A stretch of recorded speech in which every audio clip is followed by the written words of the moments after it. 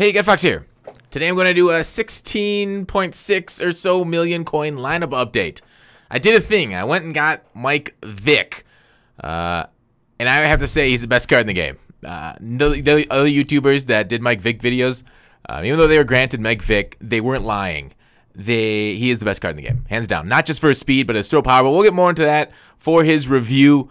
Let's go through the whole lineup here. So my fullback, I put the move the chains chem on Vic, and we'll get to whole chemistries in a second.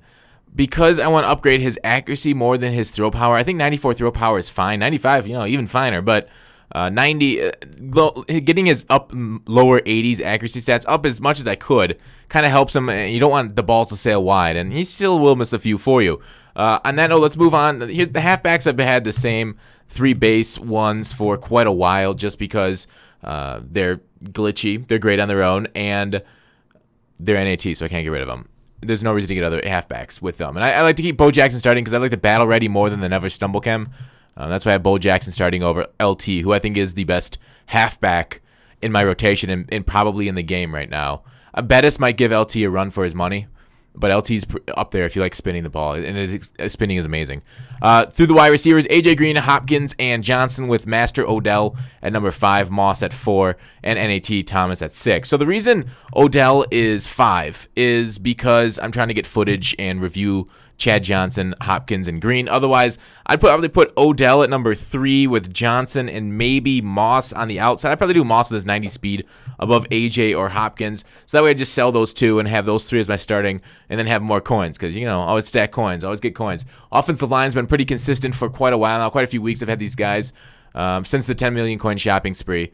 No changes. But for chemistries, I do put in Pace, Don, and Cameron. I start them. I just have them, my regular guys up front so you can see them.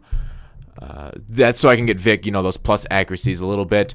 Winslow, solid. Love this card. Eifert to back up. He's here because of the chemistry. Otherwise, my backup would probably be Bennett, potentially. Or I think I like Miller slightly better than Bennett because he's a little bit faster, a little bit more run block. All right, so that's the offense. So far, so good, I guess. Defense, even glitchier. So you guys know the importance of 91 zone coverage. I've preached it since I don't know when. It doesn't matter. So I put read and react on all these cards, and that just increases their zone coverage. Paul is the only linebacker that can get up over 91 zone coverage, so he's in the squad. We're still testing him out. We'll see how he makes plays. But otherwise, Shaz is the user. Urlacher is the number 2, kind of like the 3-4, kind of let the CPU do their thing. He's got the secure tackler, so it won't get broken out on like random tackle breaks. He can still get broken out on like moves and spins and stuff.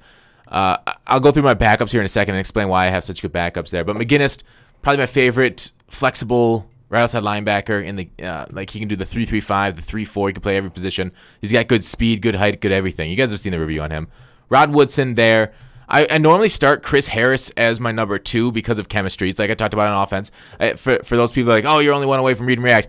Barber will start the game at number 4, and then I sub him in for number 2, and then put Harris at number 3.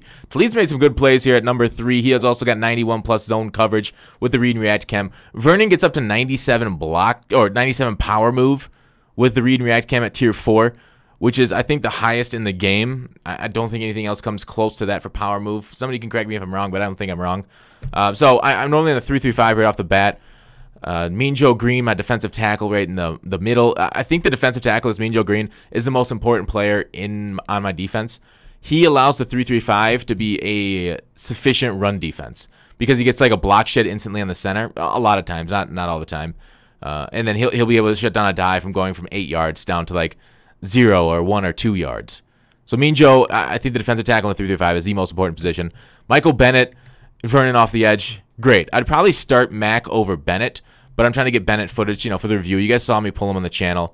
But then I have my D-line set to aggressive. So every other play I switch between the 3-3-5 or I'm in that most of the time, like 2/3 of the time in 3-3-5. Then I go to the 2-4-6 or no, 2-4-5. Sorry, not 6. We're not dime package. 2-4-5, and then I have Mac and probably like Wake on the inside, and then I have Averill, or maybe Mac and Averill on the inside, Wake and Peppers on the outside, and then I have those 4 pass rushing. So I mean that's glitchy. themselves. They got like Peppers got 92 finesse move.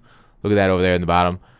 And then you guys know Max skills. Wake's got very good pass rush moves too. He's at 93 power move. You guys can see that in the bottom corner.